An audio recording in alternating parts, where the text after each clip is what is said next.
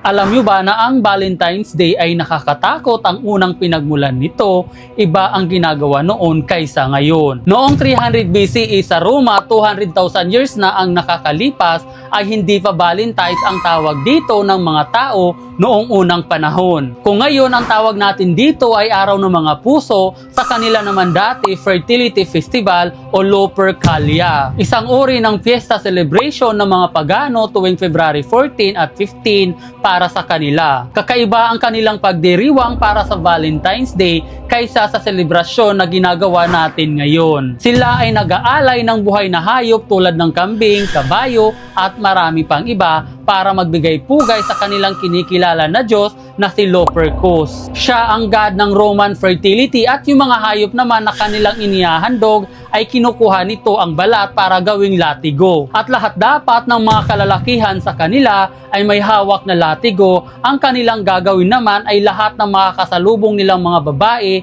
ay lalatiguhin ito o papaluin. At yung mga kababaihan naman ay hinahayaan lang nila na sila ay paluin ng mga kalalakihan, yung iba pa nga ay lumalapit pa para sila ay tamaan. Dahil ayon sa kanilang paniniwala, ito daw ay swerte at kapag naman sila ay nagbuntis ay mabibigyan sila ng malusog na pangangatawan. Pagkalipas naman ng maraming panahon, ang kanilang tradisyon na ito ay nabago na at ito na ang tinatawag natin ngayon na Valentine's Day. Buti na lang hindi namana ng ating kultura ang kanilang selebrasyon na fertility festival. Mas maganda ang araw ng mga puso, mas nakakakilig lalo na pag ikaw ay may boyfriend, girlfriend. Kaya yung may mga kadate dyan at nanganak yung babae ng October, alam na February 14 ginawa ang kanilang supling. Sana all.